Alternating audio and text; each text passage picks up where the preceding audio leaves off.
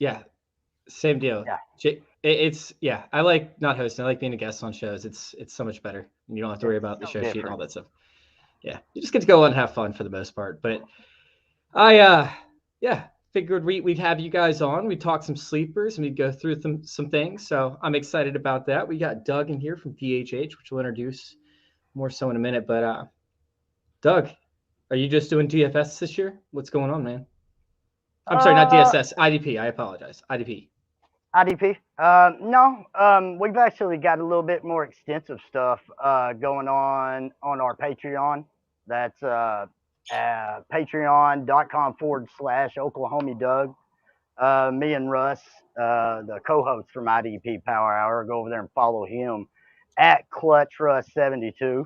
Go over there and follow Clutch. But he works on the railroad, and our schedules kind of get messed up a little bit. So I made the Patreon. So for the people that want to just have to have a little bit of Oklahoma in their life, they can go over to the Patreon and whenever Russ can, he jumps on there. We got our rankings over there. We've got special early bird shows. We've got some cool little videos with some personalized beats and stuff. So the Patreon right now is where it's happening for myself and Clutch Russ.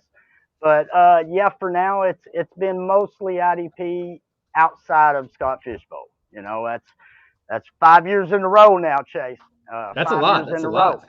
So Go on, man. you know, I take pride in that that one offensive only league that I have, you know, year after year. So I take pride in that one. Oh man, Facebook user over here. You got to get approved, man. But he or she says, Dougie, Dougie, Doug. What's up? Hey, what's going on? What's Oh, and going then on? we got Jacob Sanderson in the chat and on the show. I'm Twice the replying to pleasure. Dave. Dave, look, I'm in this group chat that I got added to for Canadian fantasy analysts, and they're going on all about how Laviska Chenault's overrated. He's gonna bust.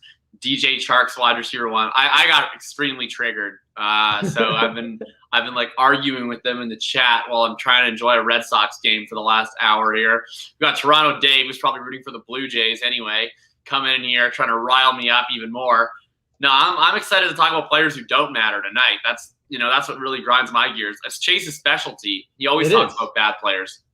It's my thing, Doug. Do you like sleepers? Do you like guys that don't have a chance in the world but actually do have a chance because they are the best? Yeah, 100%. But you know, it's kind of what defines yourself as a sleeper. You know, if you're real high on that sleeper and you don't want nobody to grab him, then you might reach just a little bit higher than normally would to get your sleeper. But let's say you've heard it on a show somewhere, or maybe read it in an article or something. You might pump the brakes just a little bit, you know, and let that sleeper go another round. But my guys that I run around and plant that flagpole for, yes, I love a good sleeper. He was just talking Laviska. I actually like Colin Johnson. Oh my God! Yes! Oh my God! No, we have Colin Johnson on the show sheet. Let's go! Let's go! No, I have to hear about two Colin Johnson people on one podcast. I didn't know there were Colin Johnson. I love the catch radius. I love the link. I love the route running. The guy's always where he's supposed to be. As an Oklahoma Sooner fan, I watched a lot of Colin Johnson at Texas, and big third downs, the kid's always there where he needs to be. He can go up and get the ball in the end zone. I think he's a match made in heaven for Trevor Lawrence. I do.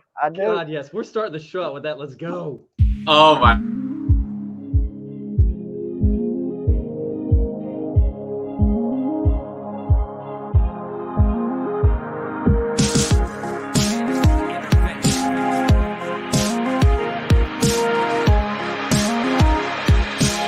This is Fantasy Intervention.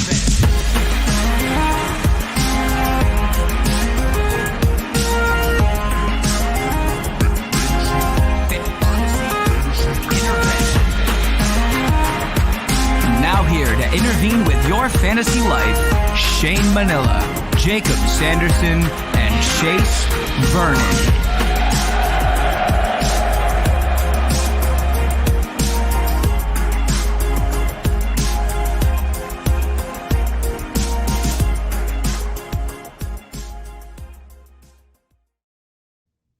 I am hyped. I'm hyped. God, we're starting up this show talking I'm about gonna leave this Johnson. show. Let's go. I'm gonna go see what Shane's up to tonight. We can go have a Colin Johnson free hangout. Hey, I Oh, promise man. that wasn't scripted. I promise that wasn't scripted.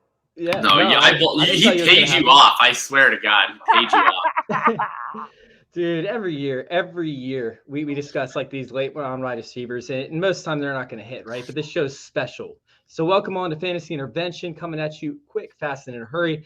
I'm Chase Vernon, your host. I am joined tonight by our normal Tuesday host, Jacob Sanderson. What's going on, Jacob? How you doing, man? Yeah, I mean, look, it's very clear that I don't have much of a life in the summer because every time you need somebody to come on by on Wednesdays, it's like my temporary third show here coming on Wednesdays. I love it. I get to come in. I get an excuse to be unprepared. I get to talk and just spit off takes. I don't have to worry about hosting it. This is the fun way to do fantasy football content. If you ask me, I'm doing great.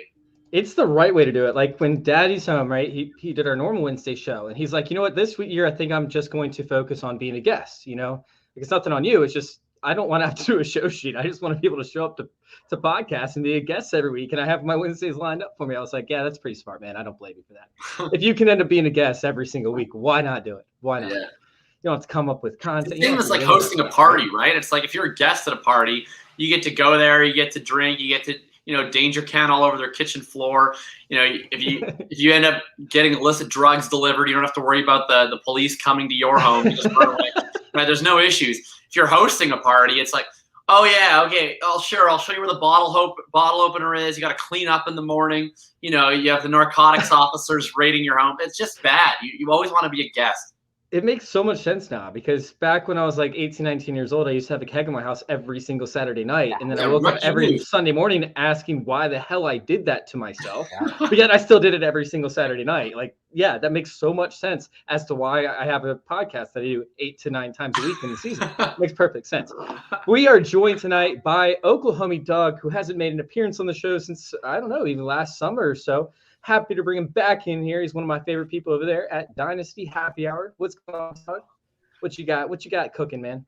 What's up, fellas? What's up? Thanks for having me on. It has been a minute. As some of the listeners might know, some might not, had a scare with some teeth and some dental stuff.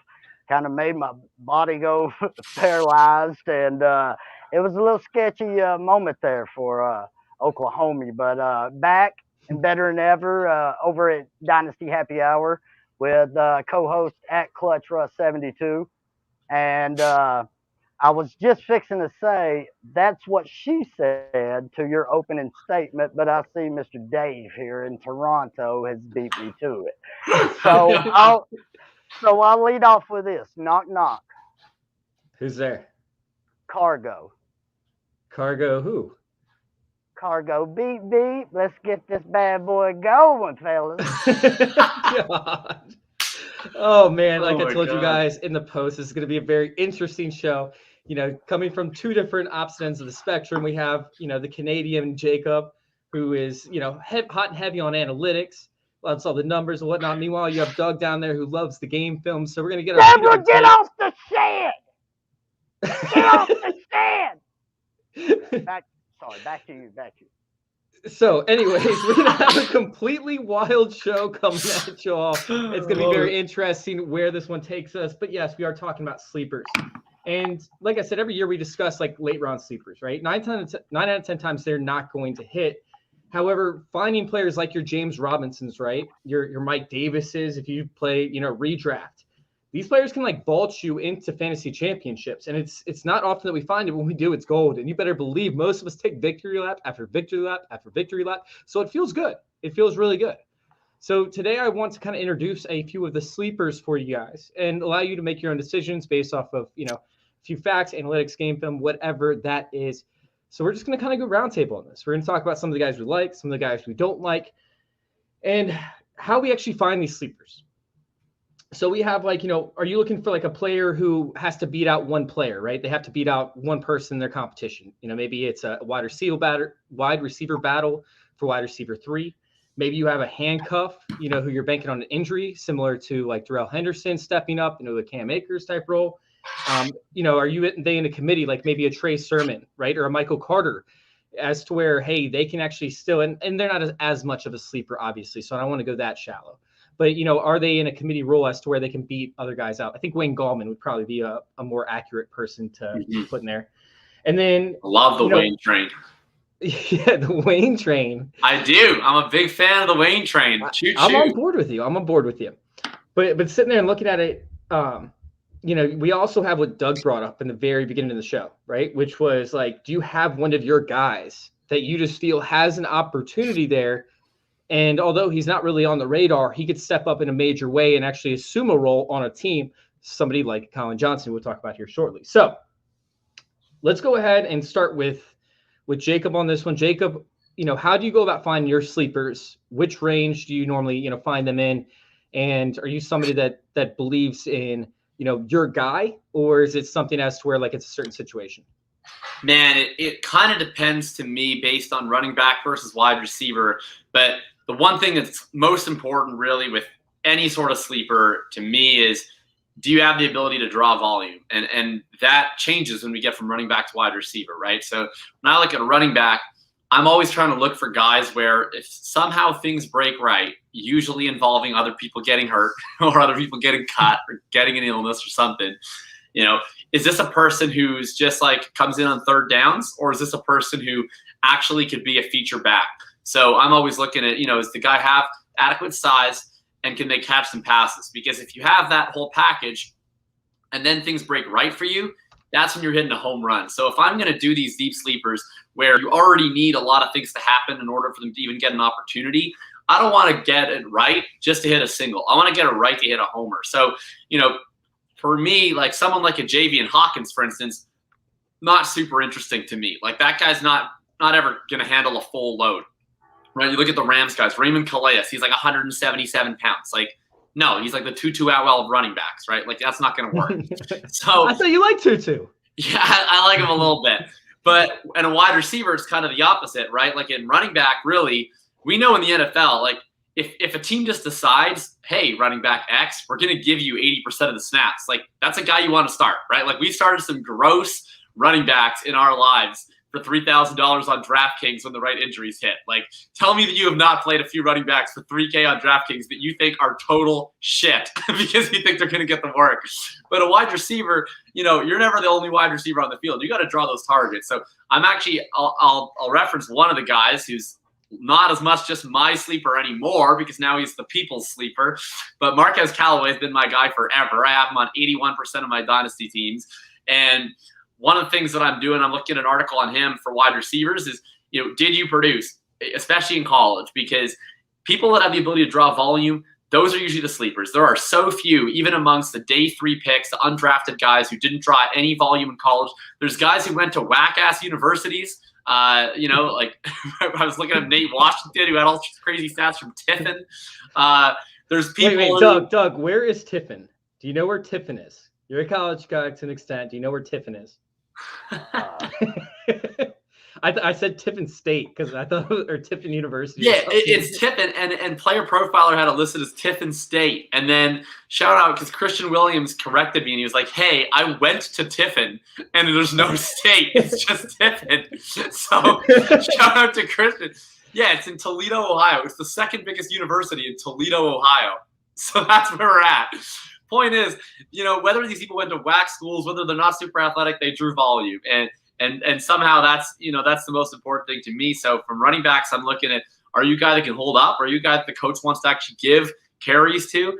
In a wide receiver, are you a guy that's able to draw targets in a serious way? Because if you have that, then at least I'm interested. Doug, are you about, more about finding your guy? Are you more about the talent of the player? Are you somebody that wants to invest in training camp battles or, committees? Where are you feeling when it comes to finding your sleepers? All about roster construction. If you start that draft off, you hit that draft with them wide receivers that are staring you at the face because everybody's hitting them running backs, and sprinkling in the tight end and the quarterback. And you're left with this plethora of wide receivers. So you load up on wide receivers. Well, then that becomes running back sleeper range and vice versa. If you load up on running backs early on, then you need to look at them sleeper wide receivers, tight ends, maybe even a quarterback. But it's pretty much all of what the draft unfolds for me. And if I lead off with Derrick Henry, Aaron Jones, and Miles Sanders, and I've got them 3 running backs staring me in the face in a 1 quarterback league, then maybe I grab Colin Johnson a little bit earlier than I would, because I have those 3 established running backs. So maybe wide receiver sleeper becomes a little bit more important. That makes sense. How do you find like those sleeper wide receivers? Or like, how do you find those sleeper running backs? Like, what are you looking for in a sleeper? Opportunity, number 1. Meaning the person in front of them maybe has an injury history. Maybe even you go to our lads and you're like, oh, I don't know about this guy above this guy. We all know football enough where we can, and shout out to our lads, OURLADS. That's my favorite one. Just type that in on Google Bar and put in depth charts with it. It'll go to the site, and you can literally look at every team's depth chart. Now, it might not be exactly up to date or anything like that, but it gives you an idea of who's in line and who's lined up and who's the next guy. It's as simple as going to the Miami Dolphins and seeing, Devontae Parker, who's struggled a little bit, just now kind of came on a little bit. We could see him falling off a cliff. So whoever was behind Devontae Parker, hey, give me a little bit of cash in that cow, Same thing with, Julio. Julio leaves Atlanta, goes to Tennessee. So whoever you had in Tennessee at the time, you bumped them a notch down. But everybody in Atlanta outside Calvin Ridley, you bump up a notch. So maybe that becomes a sleeper for you. It's all about picking poison and the way the draft falls for you. Doug, you got a shout out in the chat once again. Nasty. That's so nasty. That's so Is nasty. that Jim? Jim Nasty? Nasty. Yeah, What's up, so man? nasty. What's going on, Jim? So let's go ahead and let's dive into some of these positions, right? Because like everybody's favorite position to talk about is quarterback, right? That's what really keeps the people here is talking about quarterbacks. Sleeper quarterbacks? Yeah, I love those. I'm totally kidding. We do need to touch on it really quick, and I want to keep this very quick. I thought we were going to talk about left guard. Oh, dude, I could talk about offensive line all day. Let's not even go there. But no, when we sit there and we talk about quarterbacks, right? When we talk about 2 quarterback leagues, you're sitting there and you're looking at like nobody's on the waiver wires, right? There are very few sleepers available at that point. So I don't need to cover that. When we talk about single quarterback leagues, if you try to find a sleeper, you're most likely going to be streaming quarterback from week to week and not even playing that quarterback. So, when it comes to sleepers or when it comes to sleeper quarterbacks, I want to spend very little time on this. But I'm going to start it out with Jimmy Garoppolo. He's not losing his job, in my opinion, at least in the beginning of the season, right? Like there's no wrong. Why is that? Talk to me. He's not. Because Niners if they wanted Jimmy Garoppolo to play, then they would have just drafted someone with their pick to help them win a Super Bowl with Jimmy Garoppolo. They know that Jimmy Garoppolo can't help them win a Super Bowl. That's why they traded 3 first-round picks to not have Jimmy Garoppolo be their quarterback anymore. I believe that he might start week 1, but there's not a chance in hell that Jimmy Garoppolo is playing by week 8. No chance. Trey Lance is playing a majority of games this season, no matter what.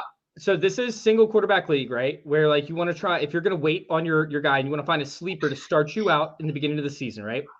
This is his schedule to start at the season where I don't believe he's going to get replaced for at least 5 or 6 weeks minimum. So you can play that hot hand until you find another guy that you want to be your starting quarterback.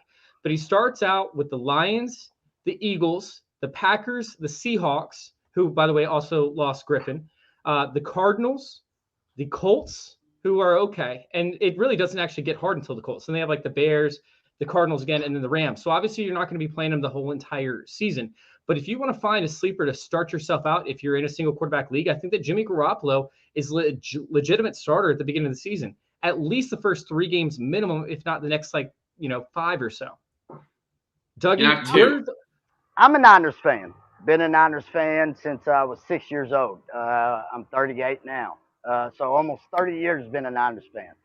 One thing that I've learned in this regime, if they don't need you, they look to trade you. They look for other assets that will help Lynch and Shanahan have another year, meaning, okay, we're shopping D Ford around right now. That's because, he's a little banged up, kind of an iffy signing. Let's get rid of him and add an asset down the road so we can tell the office, hey, give us another year because we've accumulated these picks. That's one thing I've noticed with Lynch and Shanahan. And what I'm getting at is if it was so set in stone that, okay, we're turning it over. We're turning it over. Garoppolo is out the gate, is as good as done. We'd at least heard rumblings, especially with the QB, whirlwind of what it is in the NFL. We'd have heard rumblings of Jimmy G's been, shopped. If the Texans want out of Deshaun Watson, that's a place he could go down there and kind of just be average, just be middle of the road. Nobody cares. It's Houston. Everybody looks at Dallas anyway. Anyway, what I'm saying is we'd have heard something saying that they shopped him. There's absolutely zero rumblings of that, and not even, this year we had to give him some money this year to keep him around and not let him go to the free agency. So that alone tells me that as soon as they gave him that money, they were like, okay, here's this 4 weeks. We got to give him 4 weeks because we gave him this money, and we have to make it look like we know what we're doing. And the 49ers wave the white flag. The 49ers win when he plays. Like, that's the biggest thing, is they always win whenever he plays. They win when he plays. They don't win because he plays. No, I'm going to tell you what it is. Jimmy is good. In the first 3 quarters of football, Jimmy's good. He has good accuracy. He hits his targets. He makes plays happen. Whenever the fourth quarter comes down to it, and he has to start hitting 3rd down and 9s, 3rd down and 11, 3rd down and 13. We got a penalty and it's 3rd down and 16, or it's 2nd down and 16, and in 2 plays he has to get 8 yards. Meaning the run's taken out of it, and the defense knows that. That's when Jimmy G starts crumbling. That's a big part to the play calling. It's a huge part. And that's why I say they're giving him 4 weeks. You said that schedule right off there. I believe I heard the Seahawks there. Yeah, that's week 4. That's week 4 right there, and that's a division game. That's a lackluster defensive line coming at you with a savvy linebacker that's going to put everybody where they need to be in Bobby Wagner. And you got a broke down Ford that can't keep up with nobody on the interstate in Puna Ford. And you got a Salmon Thomas who's been trying to swim upriver for the last 6 years in San Francisco, and he can't do it with those Tyrannosaurus Rex arms. So that D-line is in shambles over there at Seattle. So if the boy can't get it done against the Seattle Seahawks week 4, look for that week 5, Trey Lance starts taking first-team reps. That still gives you enough time to find a streaming quarterback if you're playing quarterback or single quarterback leagues. I still think it's a good sleeper to start your season out with. Sure. Yep. So as for a deeper league, right, 2 quarterback league, we actually have Jim in the chat who brought this up. I don't think that Taylor actually beats Fitz out in camp. I don't think there's a chance in hell with Taylor Heineke's injury history. Like, there's no chance they beats them out. They paid Fitzpatrick $10 million to come there and be the starting quarterback this year, and allowed them to work their salary cap to be able to sign guys like Jonathan Allen, Logan Thomas. It's going to be Fitz. He's going to be the starting quarterback. Yeah. However, once again, we talk about the starting schedule. We have the Chargers, the Giants, the Bills, the Falcons, the Saints, the Chiefs, the Packers, the Broncos, the Buccaneers to start the season out. That's a brutal schedule outside of the Giants possibly, which they have an improved defense, and then the Falcons. Outside of that, you're talking about all playoff contending teams except for the Chargers and the Broncos, but those teams are majorly improved. And I know what people are going to say, like he's going to struggle against them teams, and then they're going to throw in the rookie, but I think it's actually the opposite. They ain't going to feed the rookie to the wolves. What, guys, would you say the over-under for Fitz? I'm going to say right now is 7.5. What would you take? I still think that Fitz will play the whole season to an extent, but yeah. I think I there do is a too. chance I do in too. 2 quarterback leagues for Heinicke, who's in his 4th year, right? For Heinicke to actually come on and to for Heinicke to come on and to have a significant role in this offense essentially. And in 2 quarterback leagues, it's tough to find some of these guys. You know, some people roll out 2 quarterbacks for the whole year in 2 quarterback leagues that are starters. I mean, for example, I think I have like Cam Newton and Justin Herbert in one of my leagues, and I wasn't able to move up in the draft to select one of these younger players. And everybody's holding every quarterback that's a starter. So in order to find that backup, I have Kellen Mond and Taylor Heinicke. You know, these guys are both guys who could see snaps, although it's not likely, especially Kellen Mond. Kellen Mond is more of a taxi squad player.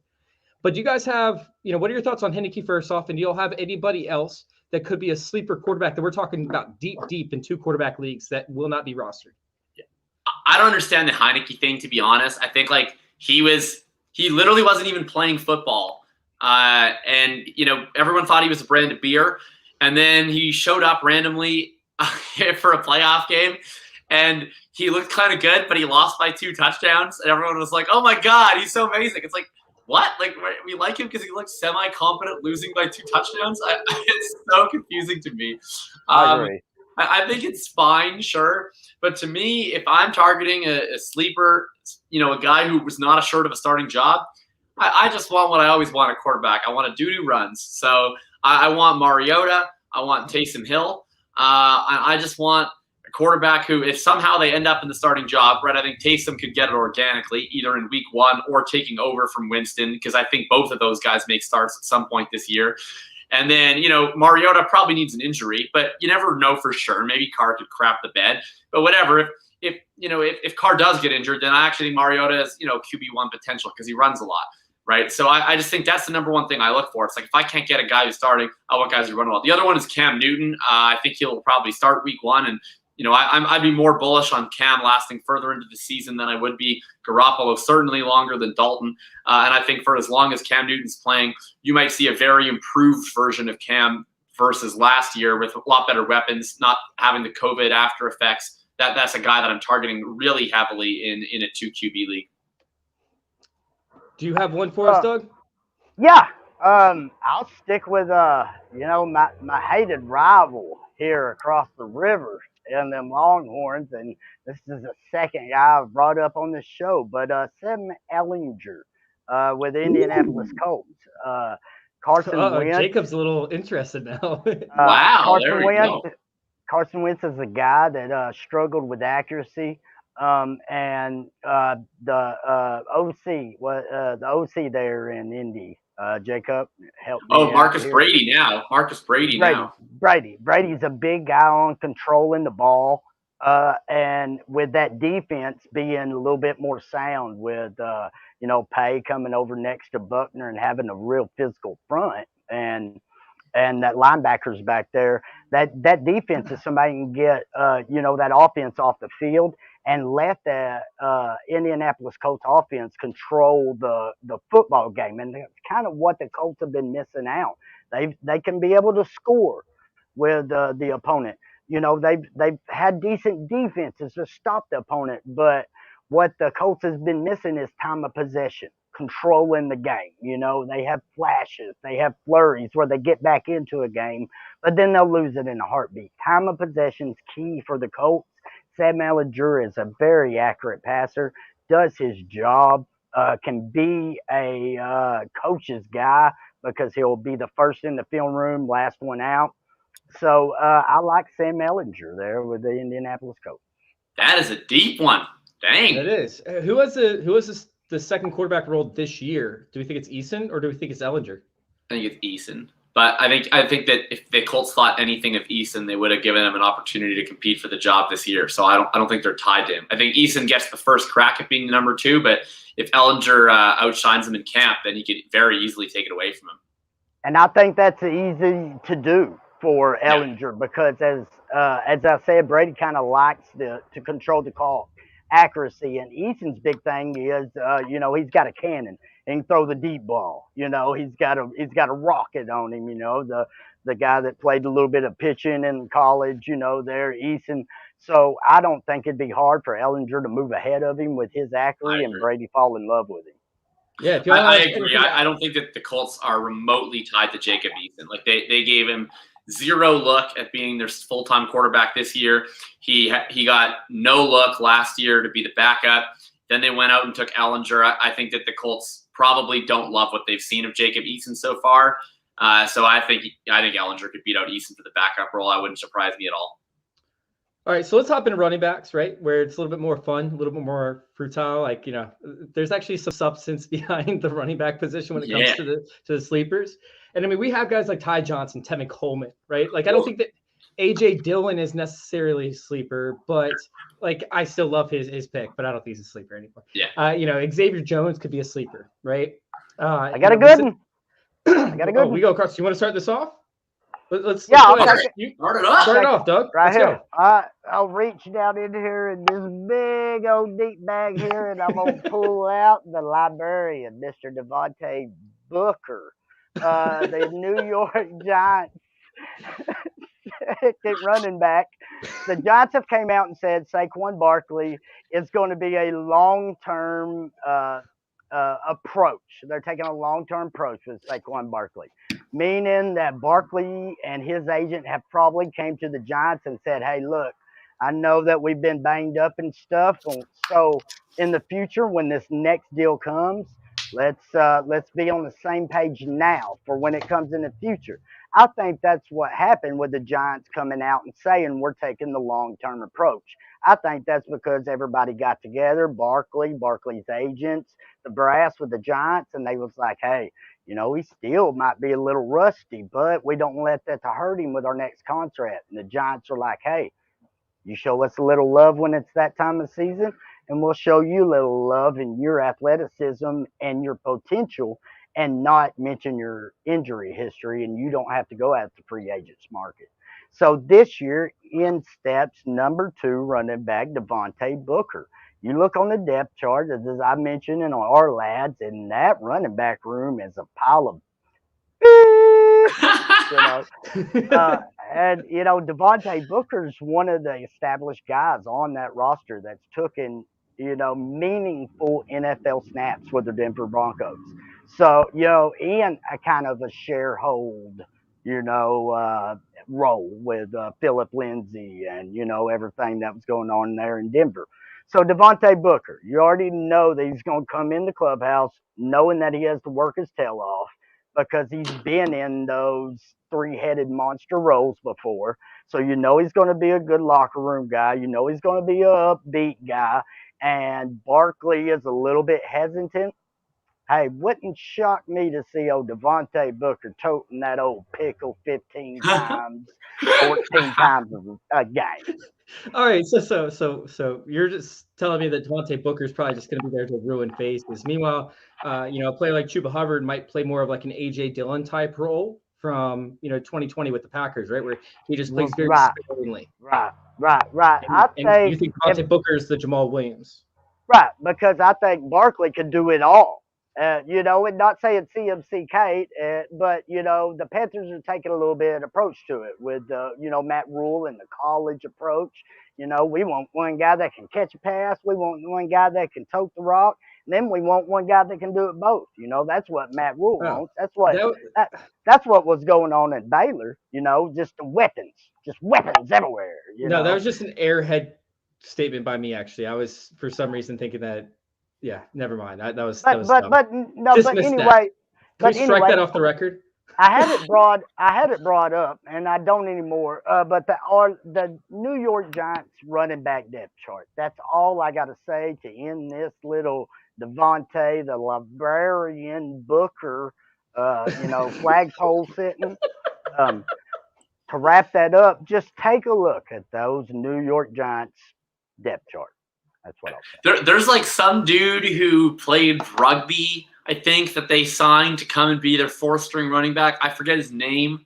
What is that? I remember reading about that. What is that? Oh, yeah, that was my point. Yeah. Yeah, no, it's a bleak thing. I love the Booker call. That would have been on the top of my tongue for sure. I think it's wild. You look at all of these handcuffs, where they go in redraft, right? and they're sort of like the premium handcuffs because we actually think they're good, right? So like the A.J. Dillon, Tony Pollard, Alex Madison, like those types. And then, well, he's not even a handcuff, but yeah, so there's those guys. But then we sort of just get down to like, what? Nothing. But he is. But he is a handcuff. You know. I mean, he is, but you can start him. You can start him. Like if Chubb's healthy, you can start him. So that's like I don't know why I'm defending Kareem Hunt. I've never drafted Kareem Hunt. Okay, good point, Jacob. Yeah, you can start him. Good point. Yeah, good point. If you're Chase, you have a very good team, then you can start. Right. Anyway, but then you get down to this tier, right? It's like, look, I love some of these guys, right? They're kind of sexy. They're more fun than the librarian.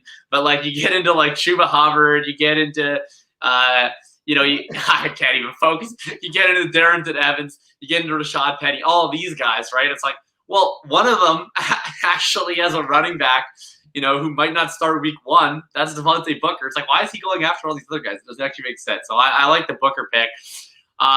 Look, I'll give you a guy here that.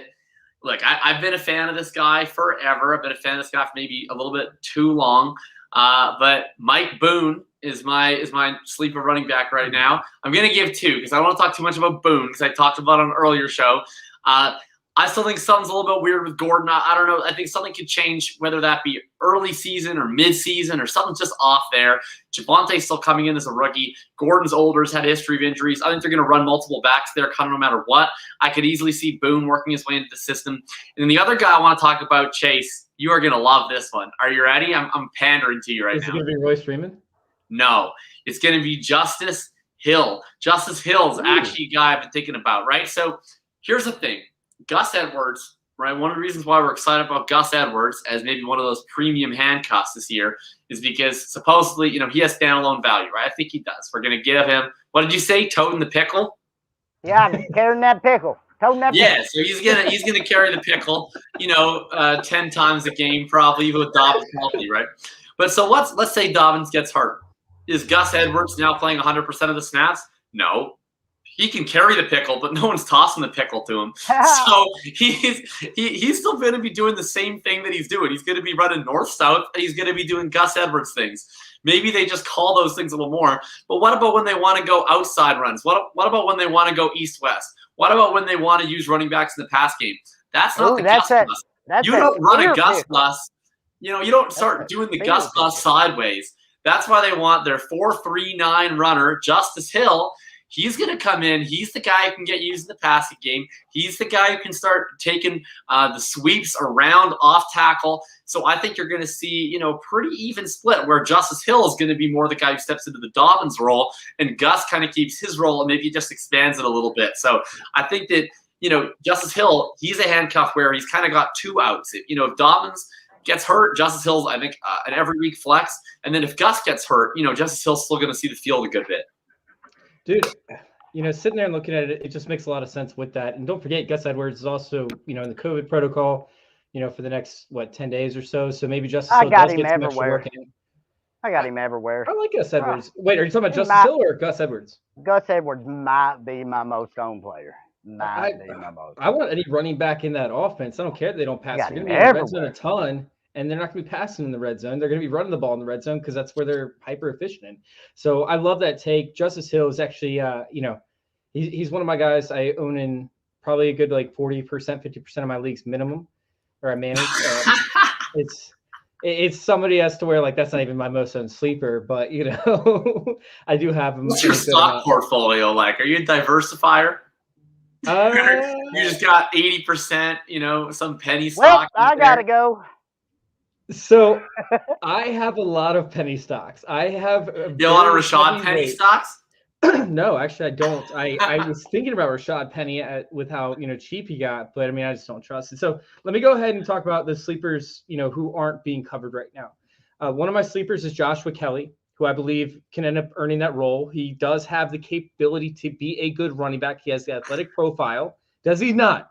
Does he not have the college production? Does he not have the athletic profile in order to do it? Sure. He was fine. That's why he was a sleeper last year. And then he woke up from the dream, right? Like you had the dream. That's when you sleep. You have dreams. And the dream was Austin Eckler was going to get hurt. And then when Austin Eckler got hurt, Josh Kelly became a healthy scratch because he's butt. No, he ended up doing well, and then he had two random. Because he's butt. He had two very random fumbles that probably wouldn't have been fumbles any other time. Random fumbles. You know what you can't do when you're a sleeper? You can't fumble when you're a sleeper. That's very true. That's very true. If you're a sleeper, it's because you're not very good. So when you get the pickle, you can't fumble the pickle. So beat reporters are actually saying that Justin Jackson is likely to be cut, and Larry Roundtree is going to take a year to develop. So it still is looking like Joshua Kelly is actually going to be the secondary running back on this offense. You know, you could argue Justin Jackson, but Justin Jackson is going to end up getting hurt after 2 games anyway. So, you know, let's just say that he sits out for 2 games. All of a sudden, Joshua Kelly is in there playing the second fiddle, and he's playing the first and second downs. He's playing the goal lines because guess what? They don't use Austin Eckler on the goal line unless it's 3rd down. Now, there's a good chance that Joshua Kelly doesn't punch those in, so Austin Eckler does come in 3rd down. But if he fumbles one, we'll never hear from him again. That's for sure. Very true. But if he fumbles one inside the 5, it is done. Joshua Kelly is done forever. But no, we're sitting there and we're looking at a player who has the athletic profile in order to do that, and he should see the opportunity as well. I like Joshua Kelly as, you know, one of your last picks in your draft. What are you getting him in the 24th round? That's about right. Yeah. Why do you keep tying your shoe, Doug? I don't get it. So David Johnson is my other one, and David Johnson has become a sleeper because of the fact that he's going in the 13th round. You know, I have an article coming out for Player Profiler. It's going to discuss this entire thing, but sitting there and look at David Johnson with his opportunity that he should see, we're going to see an increase in the weighted opportunities. When we sit there and we look at his weighted opportunities back from 2016, he saw either reception or carry inside the 20 on 41%. Of his plays. So he was getting either a target or he was getting carry inside the 20 on 41% of his plays. Last year, between weeks 15 and 17, he saw a reception or a carry inside the 20 on 44.6% of his plays. So if we see that kind of usage again where he's getting used as a receiver, and we have a player like Philip Lindsay, who, although he's wildly inefficient, everybody thinks he's going to somehow take the starting job, although he can't pass block. That's a good thing for David Johnson because he won't be running the ball into the defensive line because the Texans' offensive line sucks, 300 times in a season. Like, we don't want to see that from David Johnson. We don't want him to carry the ball on 1st and 2nd down unless it's in the red zone. So let's go ahead and give him to protect your eyes. You don't want to see it. Just so you don't have to watch it. Especially not to protect my eyes. Especially to protect my eyes. I don't. You're just watching. You're like, oh fuck! They just ran David Johnson up the middle. Oh my god! I can't even tell you how many times I threw up talking about David Johnson the past couple days. But I did it. Oh man, Facebook tore me apart. That shit was funny. I love Facebook. I never say this, but I support Facebook.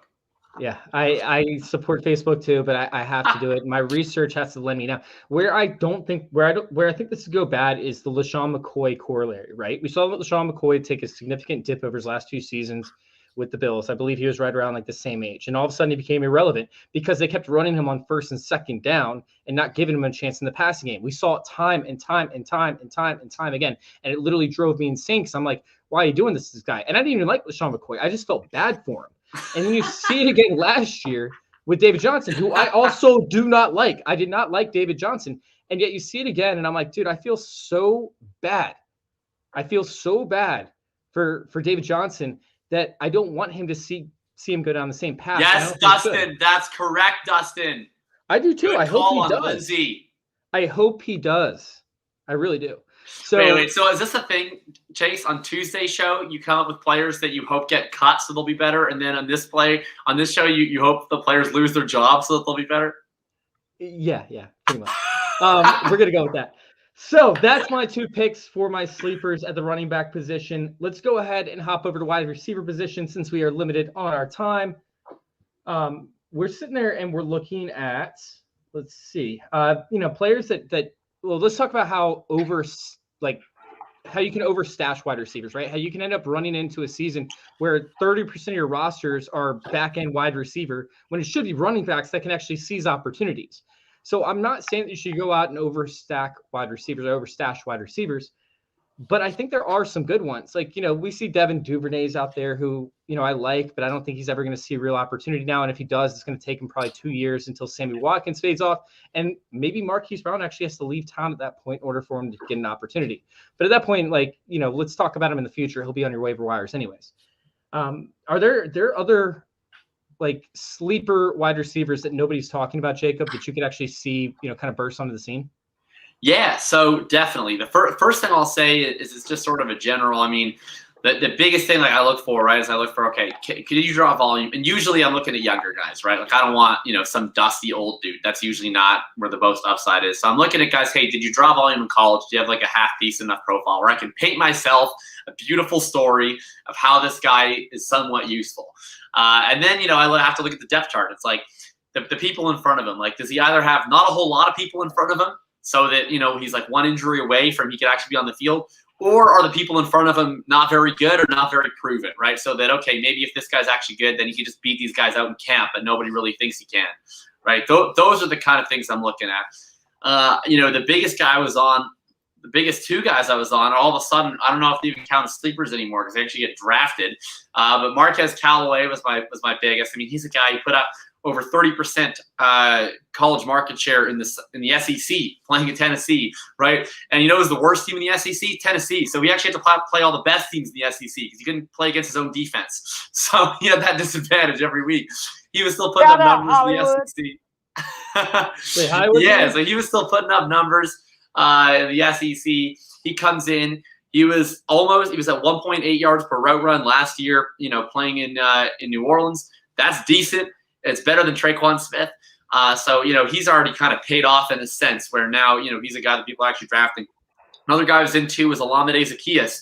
Not a big guy, not even particularly fast, but he drew a heck of a lot of volume playing up near you, Chase, over at the University of Virginia. And now he's in a spot in Atlanta where, are we convinced that Russell Gage is all that in a bag of chips? I'm not. I think Russell Gage he's just a guy, right? So it's like, why couldn't Olamide Zaccheaus be just the guy? I think that they're all just a guy. So, Zaccheaus could get a bunch of targets. Why not, right? And he was productive. And then I'll give one other guy is Tyrone Johnson. Look, Keenan Allen and Mike Williams are the two leaders of the thinnest wide receiver depth chart, and both of those dudes are Band-Aids. So, Keenan Allen has a very long injury history. Mike Williams, I frankly just don't think is actually that good. I don't understand why Twitter convinces themselves that he's really good every year because he never actually has been. But they think he's good once again. That's fine. He'll probably get hurt jumping for a ball and landing on his head.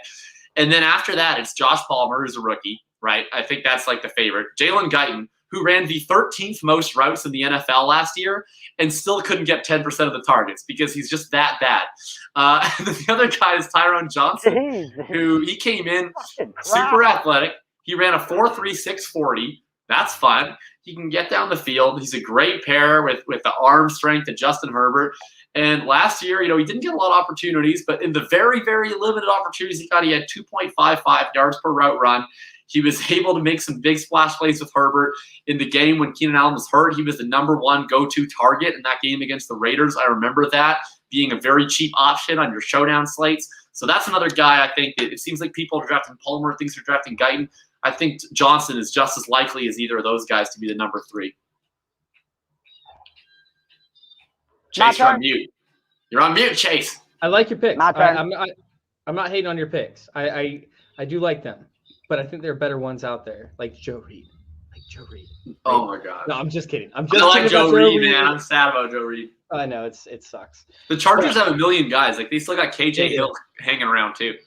They do. KJ Hill, I don't think makes the team. I think Joe Reed can still make the team as a punt returner. But I mean, trying to get him to see the field is going to be almost impossible as long as Keenan Allen is healthy. All right, Doug, who do you have for your wide receiver sleepers? Hold on, I'll be right back.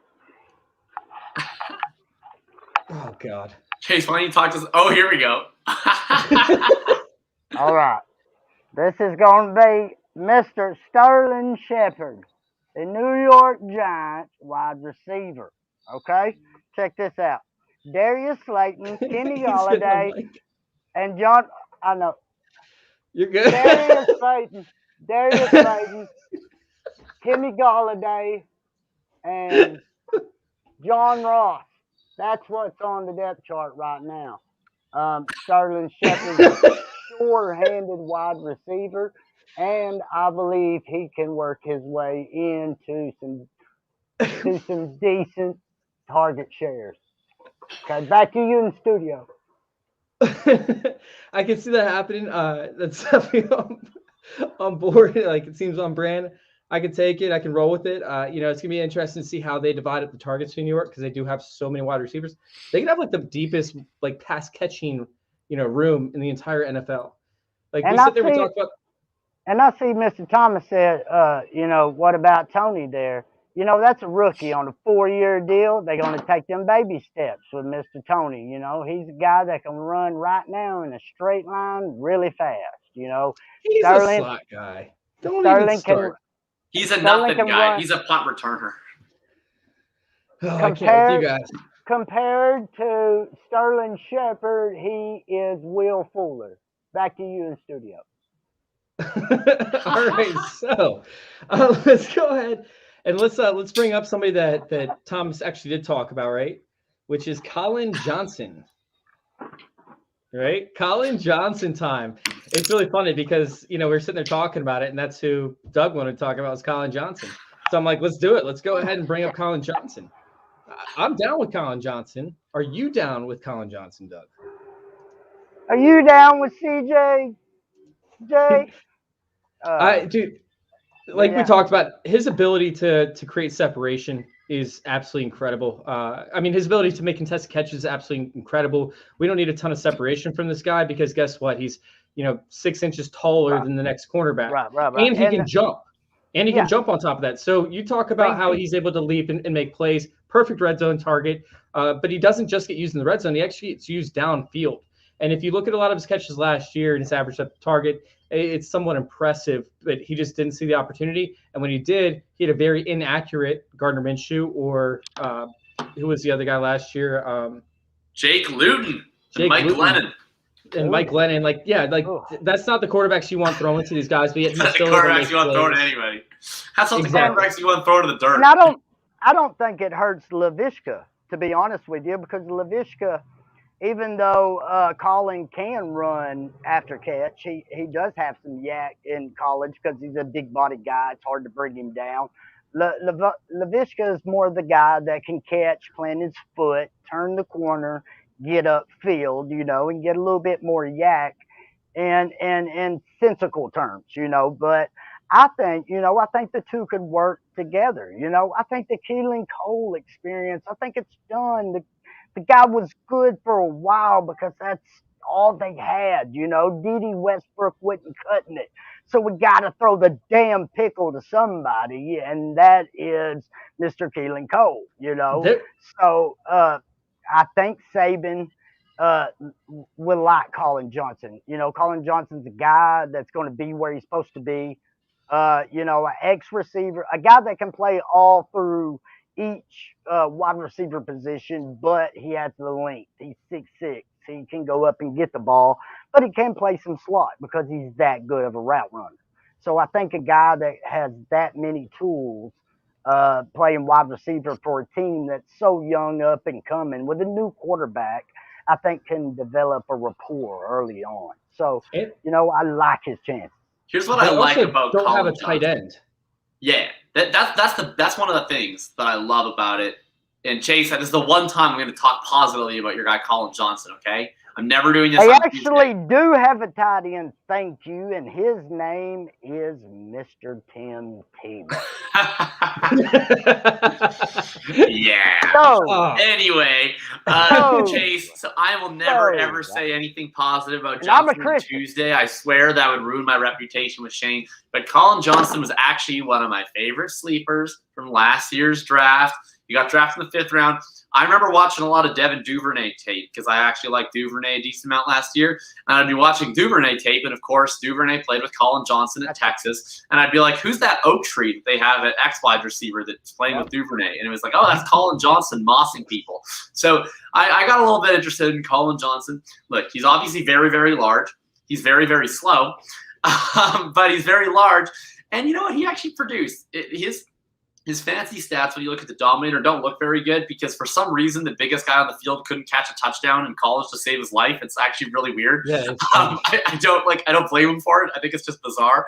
Anyway, a lot of it has to do with the Big 12. A lot of it has to do with the Big 12. The secondaries are trash. The cornerbacks are usually trash, and they let them get away with a little bit more than they do in other conferences. So the score won't be 3,062 to 232 million. That makes a lot of Oh. sense. So you start looking through his numbers, and you're like, oh damn, he had 20% of the targets, 765 yards, 99 total targets as a sophomore. Why wasn't he a sophomore breakout? Because he had 2 touchdowns. So really, he was a sophomore breakout. That's pretty impressive to me. He gets drafted into Jacksonville. He didn't play a whole lot last year, but when he did, he actually spiked, and he actually did catch some touchdowns. I mean, the nice thing is I think Jacksonville will play 3 wide receivers constantly. Like you just said, they don't have a tight end. So, best case scenario for their tight ends, they're playing 11 personnel. They're certainly not playing any 12 personnel. So you're going to get a lot of 11 personnel. One more time. And look, I don't know how much Johnson's playing week 1, but all you need is 1 out of 3 guys to get hurt, right? Marvin Jones, he's certainly gotten hurt before. You got Chark, you got Shenault. Any one of those 3 gets hurt at any point, Colin Johnson is a mortal lock to get into the starting lineup. And the nice thing is everyone can kind of move around him, right? Like I think Viska can play all 3 wide receiver positions. I think Marvin Jones can play either side. I think Chark can play either side. Like you get Colin Johnson there. He'll bring something a little bit different that nobody else brings to the table. I'm interested. I'm interested in Colin Johnson. I've taken him in round 18 as some best balls with Trevor Lawrence. I have. I like that. I mean, honestly, like Colin Johnson just has that opportunity. And last year, Gardner Minshew missed him on a ton of reads in the red zone, as to where he should have gone to Colin Johnson off of like one of those screen type plays where the tight end actually, shielded him or his defender from getting to him. He was wide open. Gardner Minshew just missed the reads. There are other reads where Gardner Minshew just let it sail on him. So I think that Colin Johnson 100% could actually be a play when it comes to, finding that sleeper. When it comes to my next sleeper with Donovan Peoples-Jones, this is a player who saw a decent amount of opportunity once people got hurt, and he made plays.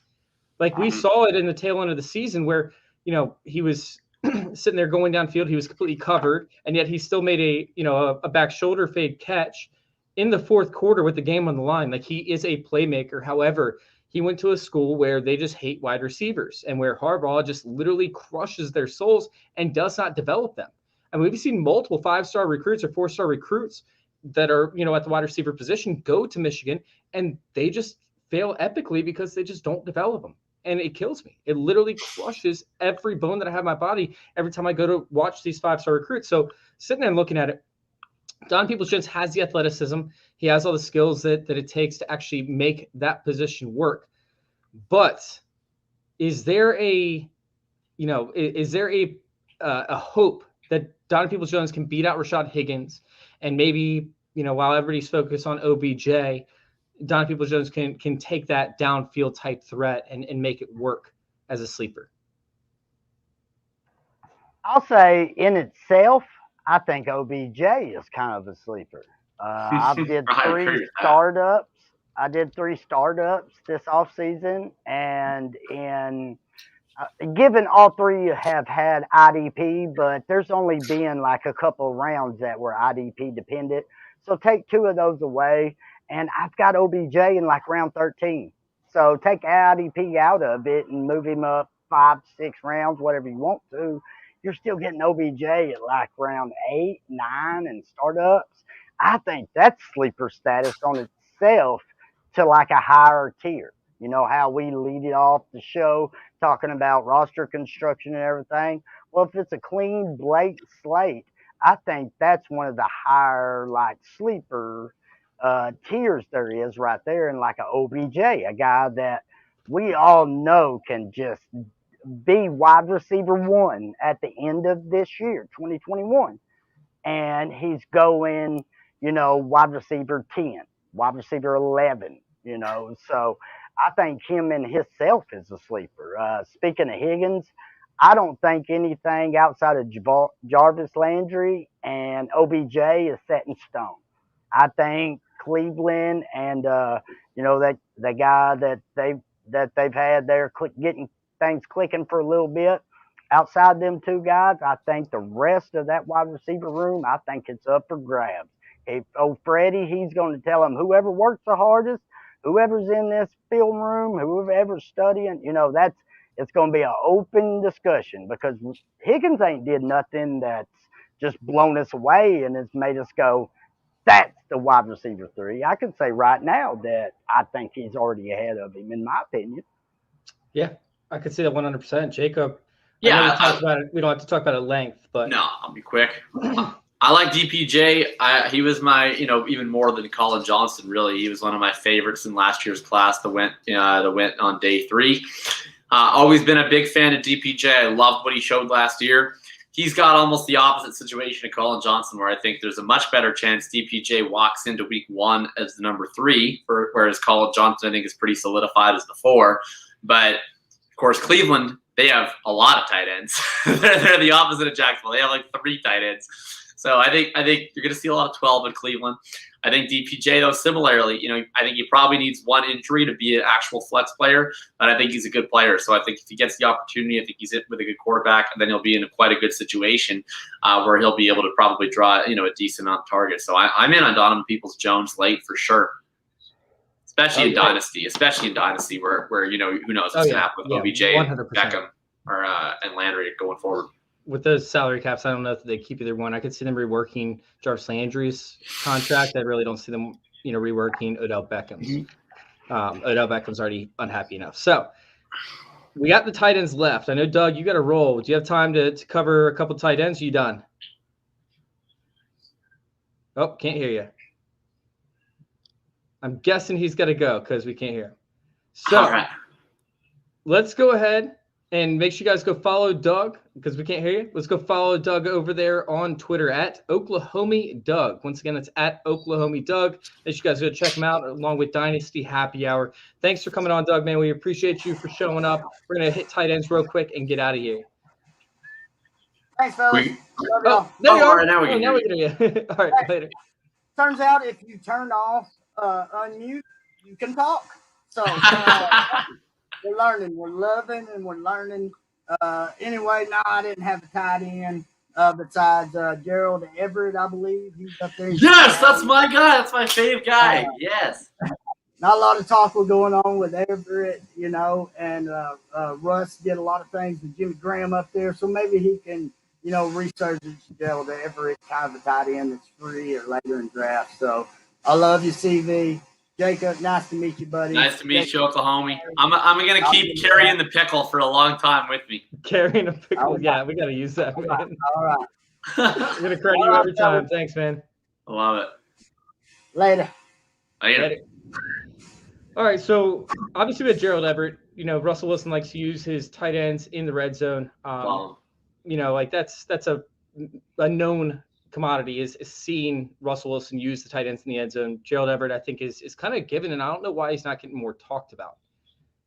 Look, I've been talking about him since he was on the Rams. I love Gerald Everett. He's one of my most rostered folks in Dynasty. I think the only tight end I've taken more of in redraft right now is TJ Hawkinson. I absolutely love Gerald Everett.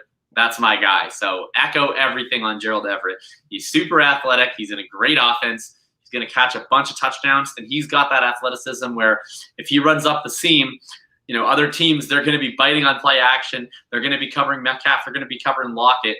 And if you get a situation where it's my guy Uncle Jerry is running up the seam uncovered, there's not going to be anybody around him, and no one's going to be able to catch him either because he's running that 4.6. He's got wide receiver speed. So I love Gerald Everett. I'll give 3 quick tight ends, and then I got to hop 2. At the higher end, for me, it's Eric Ebron. He had 91 targets last year, and he's being left entirely for dead. You can draft him in the very last round of a best ball draft. And again, he had 91 freaking targets. He's not that old. He's like 28. Wow, Dustin, those are my next 2. Dustin just hit literally my other 2 names. So yes, I do have love for them. Eric Ebron he's so cheap, and he seems so safe. So I don't understand, why we don't want to draft him at all. And look, Tom, it's not good wide receiver speed, but it's Colin Johnson wide receiver speed. It's at least something. As for the other 2, Colin Granson, again, super athletic, at least for a tight end. He's got that 4.6 wide receiver speed. And, Indianapolis, man, Carson Wentz loves sort of tight ends. Frank Reich loves scheming tight ends. How convinced are we that Mo Alley Cox, is the tight end one there? I think he's a good sleeper in and of himself. But He hasn't done anything that we should be so convinced. Jack Doyle is so washed up. Kylan Granson's been drawing rave reviews in camp. He's been drawing rave reviews in the first day of training camp here after a huge offseason program out of him. I think we're going to see him some in 2021. I absolutely love Granson, the rookie for the Colts out of Southern Methodist. And then last guy is, you said it, Dustin, it's Dan Arnold. Please, Mr. Postman, coming down to Carolina. I know they didn't use a tight end last year, but unlike Jacksonville, unlike Arizona, unlike some of these other teams that use a tight end, Ian Thomas was running routes. He was on the field. He ran like almost near the top 10 in routes of every tight end in the NFL last year. They just didn't throw it to him. Why? Because he's freaking terrible. That's why. He's terrible at football. And Dan Arnold last year, actually, he was targeted down the field in Arizona. He's got a lot of athleticism. He was drawing targets at a decent clip whenever he was actually on the field. So if he gets anything close to the role that Ian Thomas had last year, I think you're going to see a lot better play out of Dan Arnold, especially with, Terrace Marshall just finally started taking reps. So I do want to bring up one more before you get out of here. Just to do back on this. Foster Moreau, right? The ultimate athletic tight end, right? Who dominated every single score across the board, came out of his rookie season, crushed it with touchdowns, got an opportunity to produce. They go out to get Jason Witten, right? The Raiders do. And it was like, oh man, that crushed my soul, because I was thinking, oh man, this could be an early breakout for a player that most people didn't see as breakout. So I was all over that. They got him. He barely saw snaps. I think he saw all the total of maybe 10 targets or so last year. However, he actually is now going into the second tight end role, most likely. The Raiders last year played 2 tight end sets on 41% of their snaps. Because look at their wide receivers. They all suck. Yeah, and I think they downgraded going from Nelson Aguilar to John Brown. That's a downgrade. Yeah, so it is. We could see, breakout from Gus Edwards. We can see a breakout from Henry Ruggs. We can. But they're still going to be playing a ton of 2 tight end sets, because guess what? Their offensive line got completely taken apart and destroyed. So, yeah, they are going to have to bring in these guys. Now, Foster Moreau could end up blocking a good amount of time. However, Foster Moreau could also be working off the play action fake. And whenever they do go to pass, especially in the red zone, Foster Moreau could be that target. Tell me what you feel about Foster Moreau. Could he be the breakout? Could this be the year where we start to see him, breaking the mold? And could we see something, along the lines of Aaron Hernandez, Gronkowski type? Are you asking if we're going to see him in a Netflix documentary? No. Yeah, I like Foster Moreau. The guy he reminds me of the most, probably, in terms of where I really liked his college profile, especially I like his athleticism, and then kind of gets a crappy situation, is Albert Okwuegbunam. But the difference is Alberto, who's also one of my favorite dynasty stashes, Denver's got more wide receivers than they know what to do with, right? Whereas Foster Moreau, you could actually envision a world where both him and Waller affect. Or what if Waller gets hurt, right? If Waller gets hurt, are they going to completely retool their offense to never throw to the tight end? I don't think that Foster Moreau's, don't get me wrong, I don't think he's going to walk in and be the tight end 2 overall. But, there's a lot of vacated targets. Their offense is still going to be designed around seam routes in the middle of the field. Who's going to start running those? Henry Ruggs, John Brown? No, those guys are tiny. They're not going to be running those tight end seam routes over the middle of the field. Maybe it's a little bit of Brian Edwards. Maybe it's a little bit of Hunter Renfrow. It's going to be a lot of Foster Moreau. So I think Foster Moreau is actually kind of interesting. I think he could be sneaky, flashy in terms of has a few good games so that you could get a 3rd round pick for him in dynasty leagues. And then I think he might actually be, very legit starter if Darren Waller ever went down for a game or 2. 20% of his targets came from 20 or more yards downfield last year. So that's definitely a number to note. And with his speed, his athleticism, and his size, he's not even a move tight end, but yet he can still get downfield like a move tight end. Mm-hmm. He has the agility to get open like a move receiver. I think he's Adam Troutman plus, and you know how much I love Adam Troutman. Oh, you love him so much. I think he's better than Adam Troutman overall.